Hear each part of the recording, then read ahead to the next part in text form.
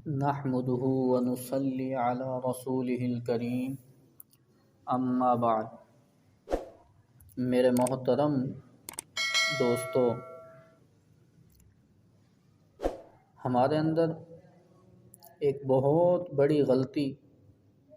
پائی جاتی ہے۔ وہ غلطی یہ ہے کہ ہم لوگ اپنے معاشرے میں علماء، صلحاء، مشائخ کو، بزرگان دین کو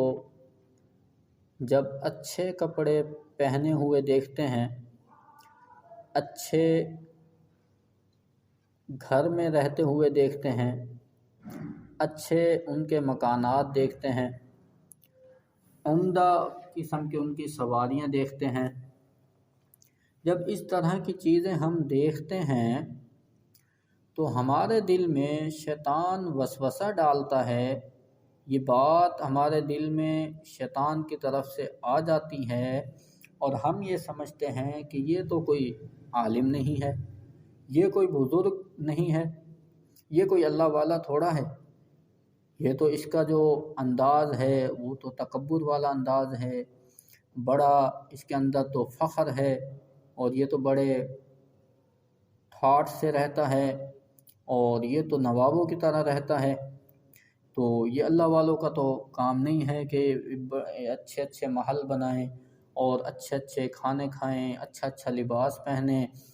اور ہم یہ سمجھتے ہیں کہ بھی یہ اچھی اچھی گاڑیوں میں سوار ہونا تو یہ اللہ والوں کی نشانی نہیں ہے۔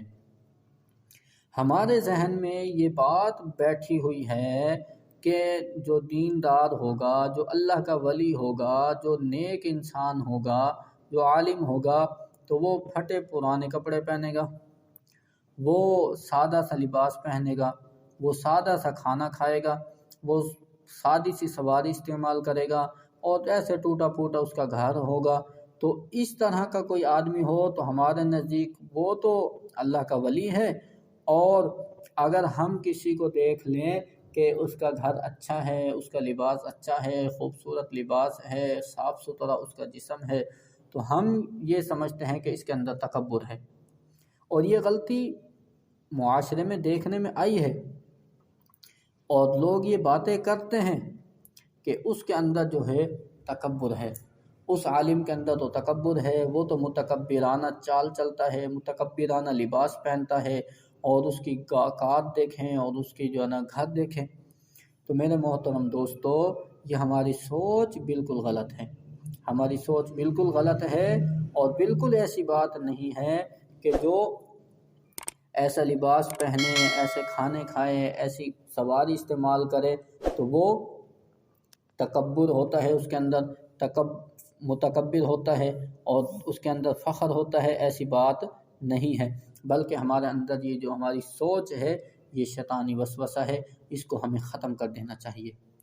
حقیقت میں دوستو یہ مسئلہ ہے کہ اللہ والا جو ہوتا ہے، دیندار جو ہوتا ہے اور جو اللہ کا ولی ہوتا ہے، یہ اس کے علامات نہیں ہیں، بلکہ ایسے بہت سے ہمیں واقعات ملتے ہیں۔ انبیاء علیہم السلام میں بھی ایسے واقعات، صحابہ کرام میں ایسے واقعات، اولیاء کرام، بزرگان دین جو گزر چکے ہیں ان میں ایسے واقعات موجود ہیں کہ اللہ کا ولی ہے اور لباس اس کا فاخرانہ ہے، اللہ کا ولی ہے پیوند لگے کپڑے پہنتا ہے۔ تو یہ بزرگی کی دو شان ہوتی ہے، اور یہ اللہ رب العزت کی طرف سے ہی ہے کہ کسی کی جو شان ہے وہ اس طرح ہوتی ہے، عاجزانہ ہوتی ہے، اور وہ پیوند لگے کپڑے پہنتا ہے اور پرانے کپڑے پہنتا ہے، اور کسی کی شان یہ ہوتی ہے کہ وہ اچھے کپڑے پہنتا ہے۔ لیکن دوستو اس کے پیچھے تکبر نہیں ہوتا، اس کے پیچھے تکبر نہیں ہوتا، اس کے پیچھے فخر نہیں ہوتا، اس کے پیچھے ریاکاری نہیں ہوتی، اس کے پیچھے دکھلاوا نہیں ہوتا،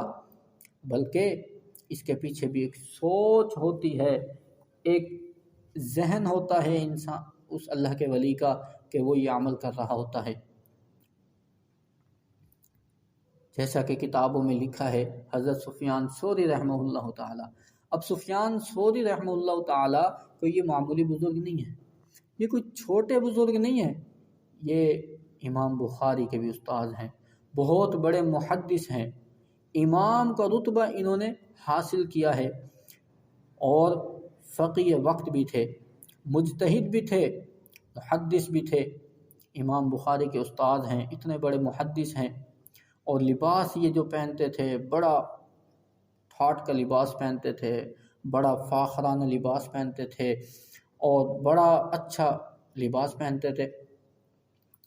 اب یہ جو چیز تھی، اور اس وقت بھی لوگوں کے ذہن میں جیسے آج ہمارے ذہنوں میں آتی ہے، تو اس وقت بھی لوگوں کے ذہن میں یہ بات آتی اور لوگ کر دیتے۔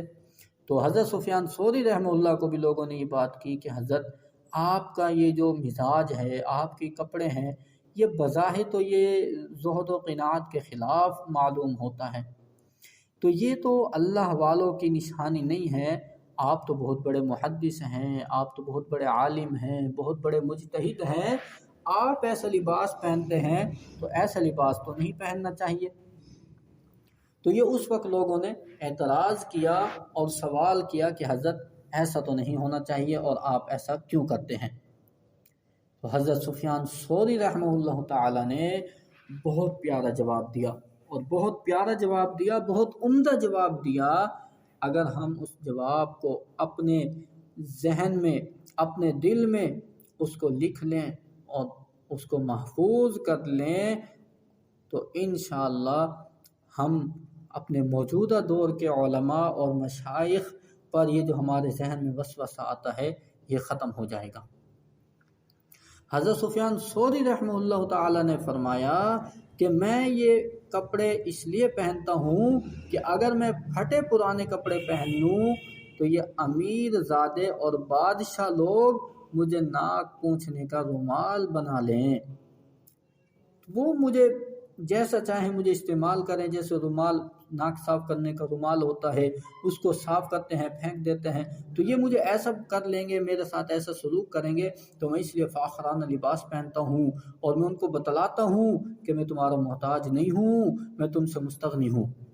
میں تمہارا محتاج نہیں ہوں، میں تم سے بے پرواہ ہوں، مجھے تمہاری کوئی ضرورت نہیں ہے، تمہاری چیزوں کی ضرورت نہیں ہے، تمہارے ہدیہ تحائف کی مجھے کوئی ضرورت نہیں ہے، بلکہ میرے پاس اللہ کا دیا ہوا بہت کچھ ہے، اور میں